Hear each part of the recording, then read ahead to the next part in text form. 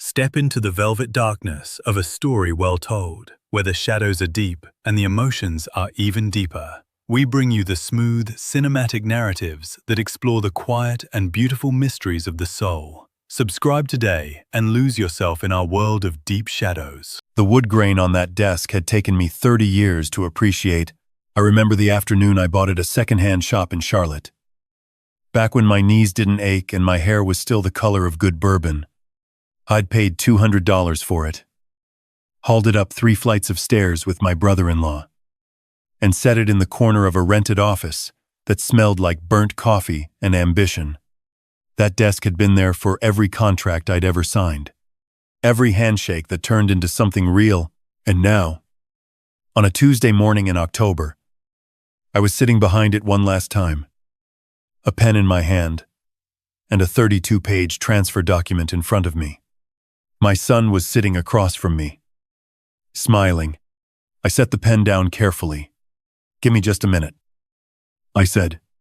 "Old man needs to think." He laughed. "Take all the time you need." "Dad." That was the last normal moment I remember. My name is not important. What I built is 41 years ago. I started a residential construction company in North Carolina with a pickup truck, a used nail gun, and a contact list that had exactly 7 names on it. I framed houses on other people's crews for 6 years before I had enough saved to take on my first contract alone. I missed birthdays. I missed anniversaries. I ate lunch in my truck more times than I ever sat at a dinner table. My wife, Carol, used to joke that she married a man who smelled permanently of sawdust. She wasn't wrong. By the time Carol passed 4 years ago, pancreatic cancer. 11 weeks from diagnosis to the end, the company was doing just under $60 million a year in revenue. We had 3 regional offices, 91 full-time employees, and a reputation in the Carolinas that I was proud enough of to put on her headstone if she'd let me. She wouldn't have. She was practical like that.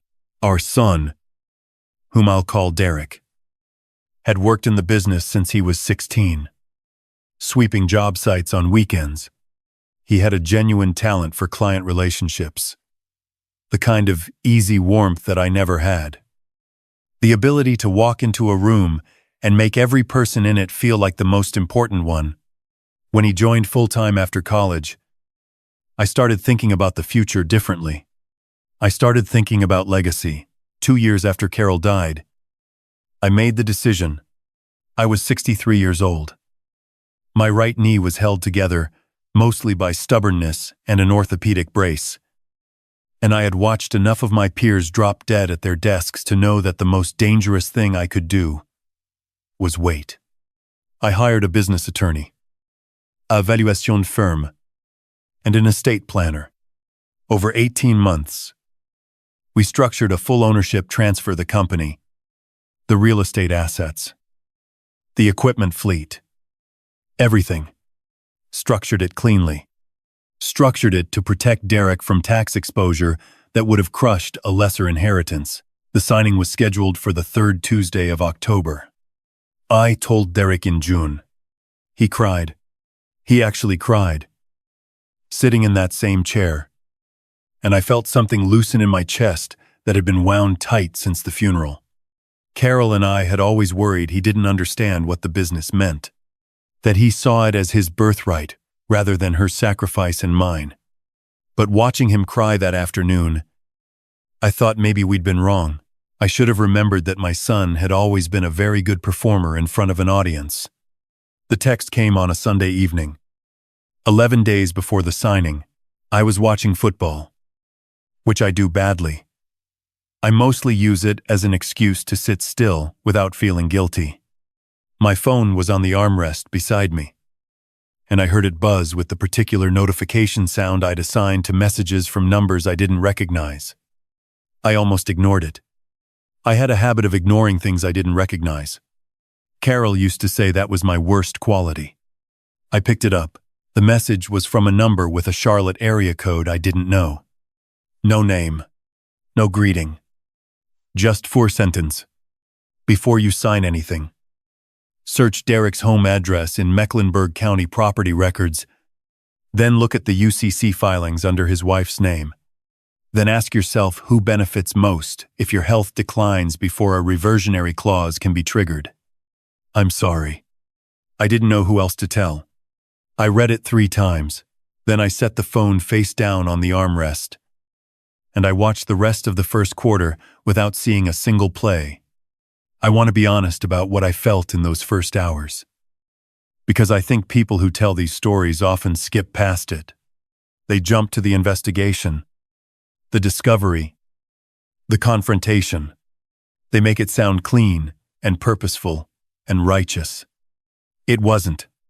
What I felt was embarrassed, not angry, not suspicious.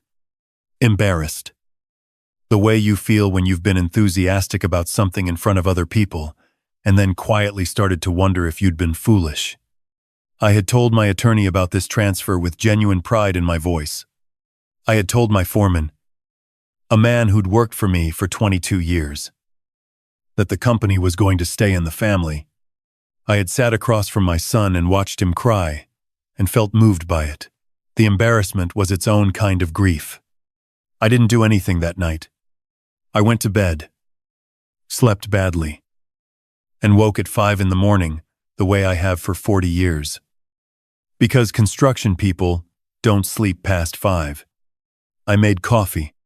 I sat at the kitchen table that Carol had picked out, and I opened my laptop. Mecklenburg County property records are public. That's the thing people forget. An enormous amount of information is simply sitting there, accessible to anyone willing to spend 20 minutes learning how to navigate a county website. I had never looked up my son's property records before. Why would I? I knew he'd bought a house in Dilworth 4 years ago.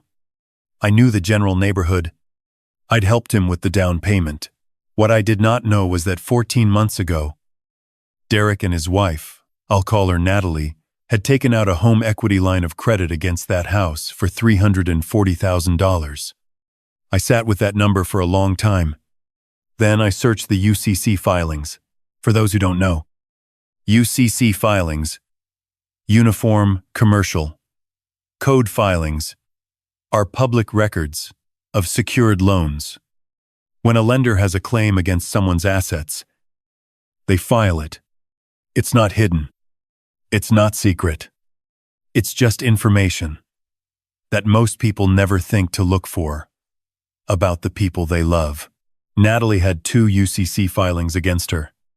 The first was straightforward equipment financing for a small interior design business she'd started 3 years ago. The second was not straightforward at all.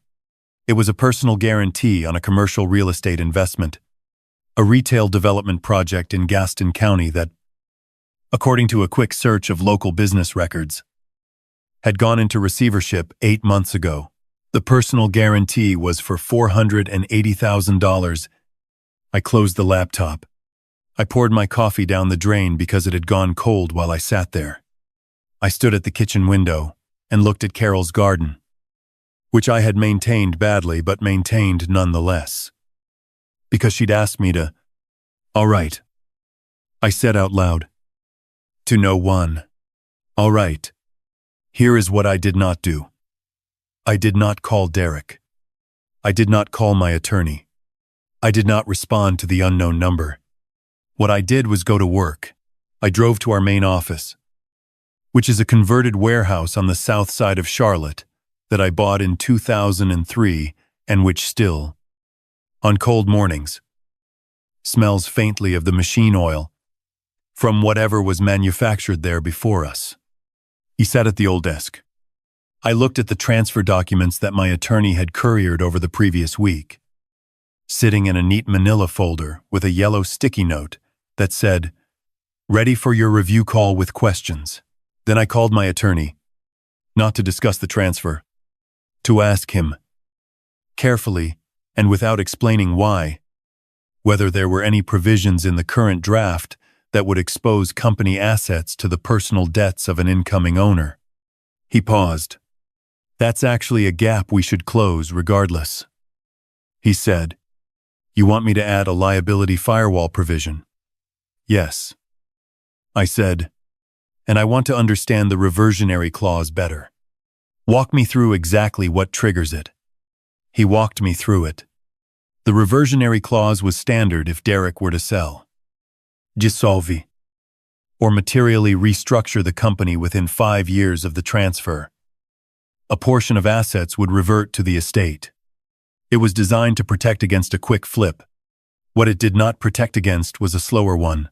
What it did not protect against was an owner who, weighed down by nearly $1 million in personal and spousal debt, might find a business partner willing to buy in quietly, dilute the equity structure, and then orchestrate a sale all within the legal framework of normal business operations. I asked my attorney to explain, hypothetically, how a new owner might accomplish that.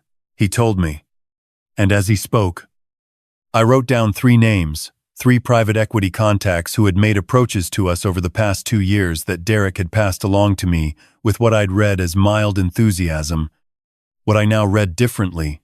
That evening, Derek called to confirm dinner on Thursday. We had a standing Thursday dinner. Had kept it since Carol died because she'd made me promise to stay connected to him. I said yes. Of course. See you Thursday. And I listened to his voice. The way you listen to music. You've heard 1,000 times. Trying to hear something in it you'd missed before. I didn't hear anything different. That was almost worse. Thursday dinner was at his house. Natalie cooked. She was a genuinely excellent cook, which had always been a quality I respected. And I ate well while hating myself slightly for enjoying it. Derek talked about a project in Concord that was running ahead of schedule. Natalie asked about my knee. Their daughter, who was 7, and who I loved with the specific, uncomplicated intensity that grandparents understand and parents don't, showed me a drawing she'd made of our old beach house. I held it together through all of it. What almost broke me was dessert. Natalie had made a lemon chess pea. Carol's recipe. She'd learned it from Carol. Carol had taught her deliberately, generously, because Carol had loved Natalie in the uncomplicated way. She loved people who took care of her son, sitting there, eating that pie while understanding what I now understood. I had to put my fork down and pretend I needed a moment because something was in my eye. My granddaughter patted my hand. It's okay, Grandpa, she said. It's probably just dust. Probably just dust. I agreed.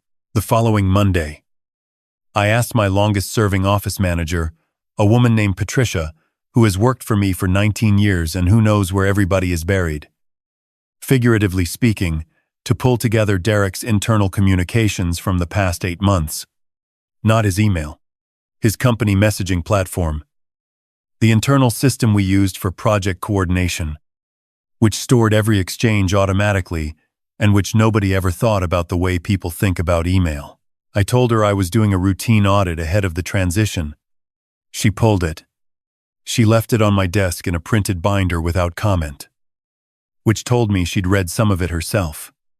I went through it over 2 evenings, sitting at Carol's kitchen table, reading my son's professional life. Most of it was exactly what it should have been. Project updates, vendor conversations, scheduling conflicts, the normal texture of running a construction operation. Derek was good at his job. I'd always known that. But interspersed through 14 months of routine communications were 17 exchanges with a contact listed simply as RV Capital, a private equity firm based in Atlanta, that I recognized as one of the 3 names I'd written down. The early messages were exploratory, vague, the kind of preliminary conversation that could blangs, in isolation, who be explained away as a junior executive keeping his options open, gathering information. The later ones could not be explained away. In a message dated 6 weeks before our scheduled signing, Derek had written transfer, should finalize 3rd week of October. After that, I have full authority. Give me 60 days to establish operational control. Then we can move forward, with the preliminary structure we discussed. I read that sentence 4 times. After that, I have full authority. I was 63 years old. I had built something for 41 years.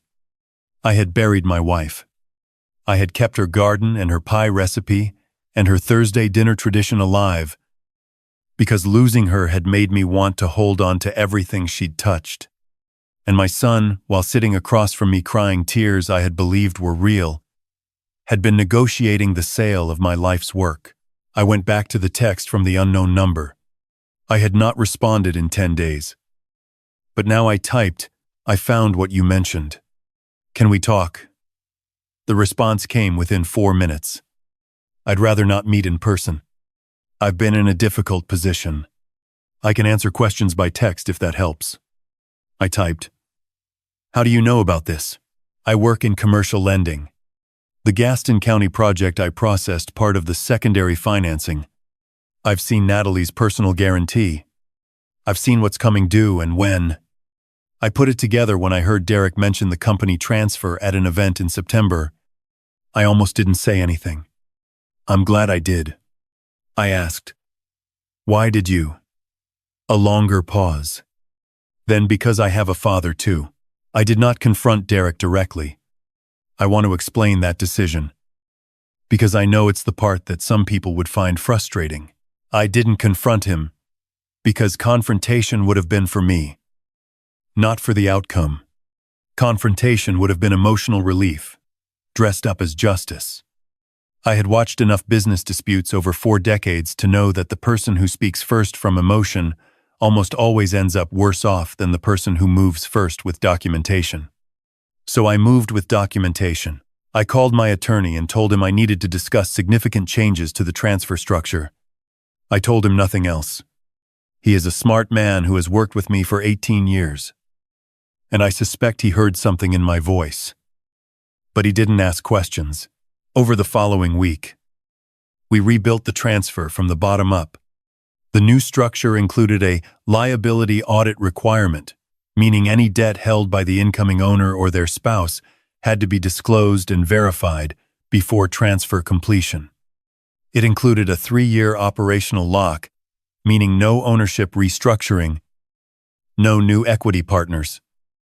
No preliminary sale agreements of any kind could be initiated without triggering a full reversion.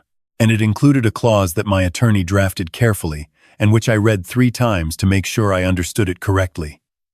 Any undisclosed material conflict of interest on the part of the incoming owner, discovered within 12 months of transfer, would render the entire agreement voidable at my election. On the Monday before the scheduled signing, I called Derek and told him I needed to postpone. He asked why. My attorney found some things that need cleaning up.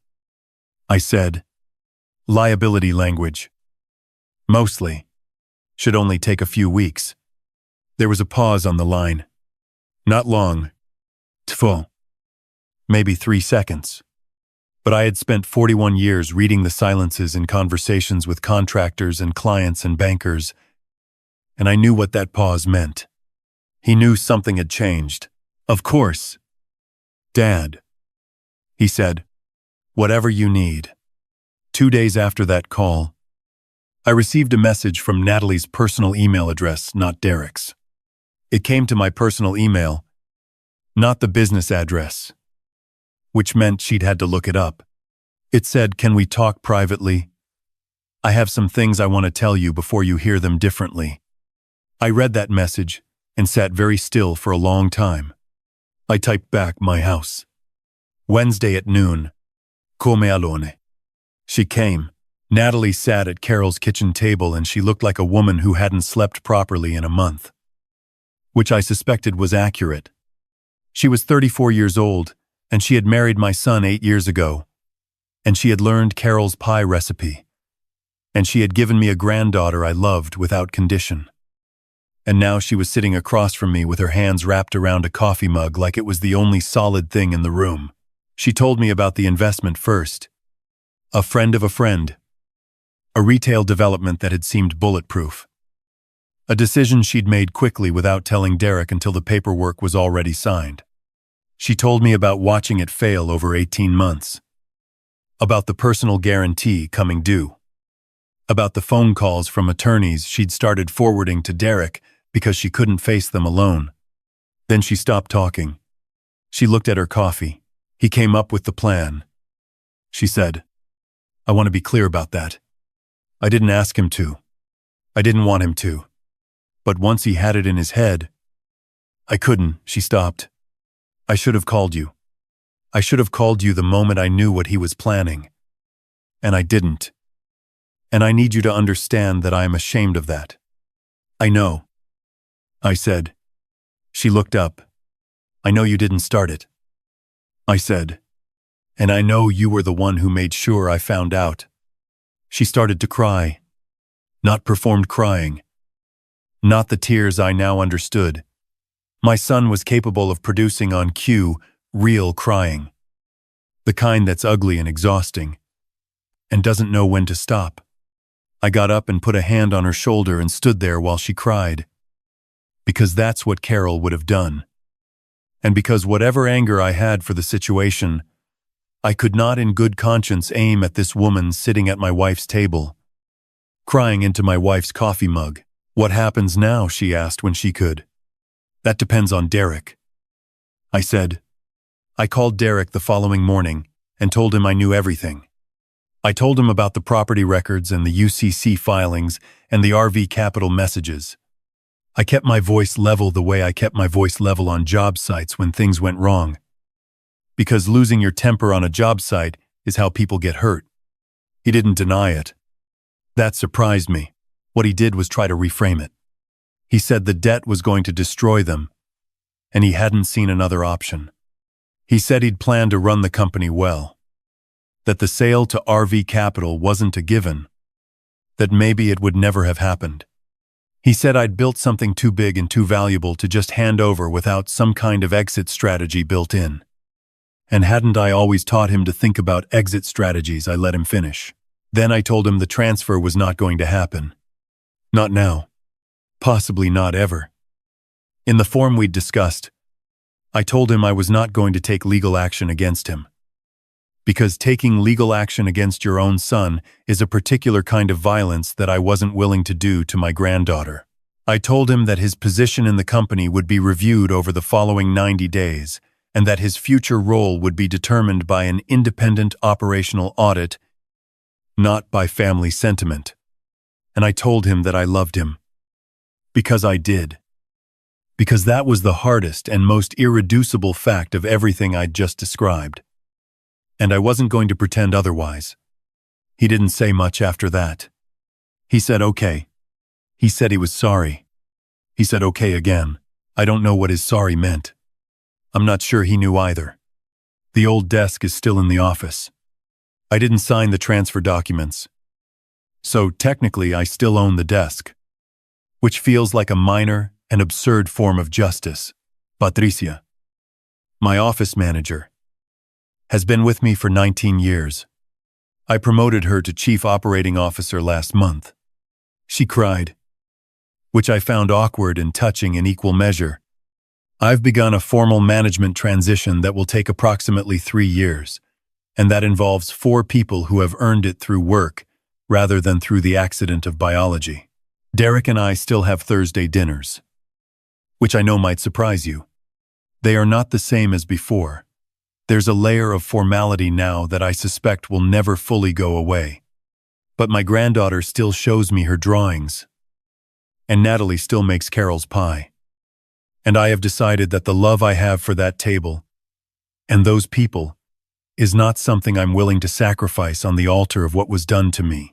The debt situation is being resolved quietly, through attorneys, with arrangements that are not my story to tell. What I will say is that Natalie kept her word. Every time I gave her the opportunity to, I think about Carol a lot these days. I think about what she would have done differently. I think she would have seen this coming earlier. Because Carol had a clarity about people that I always lacked. A kind of emotional pattern recognition that I used to dismiss as intuition and now understand was simply better attention than I was paying. I think she would have handled the Thursday dinner conversation better than I did. I think she would have found a way to make Derek feel loved and held accountable at the same time. Which are two things that I keep trying to do, and keep feeling like I'm getting only halfway right. But I'm 63 years old, and my right knee aches in cold weather. And I built something for 4 decades in the dirt and heat of Carolina summers. And I have learned, slowly and imperfectly, that the most important construction project of my life has never been a building. The pen is still on the desk. The documents were shredded months ago. I'm not in a hurry anymore. Legacy isn't a document. It's what you do with what you know. And when you know it, and whether you can keep loving the people who tested you without becoming someone you wouldn't recognize. I'm working on it. I'll let you know how it goes.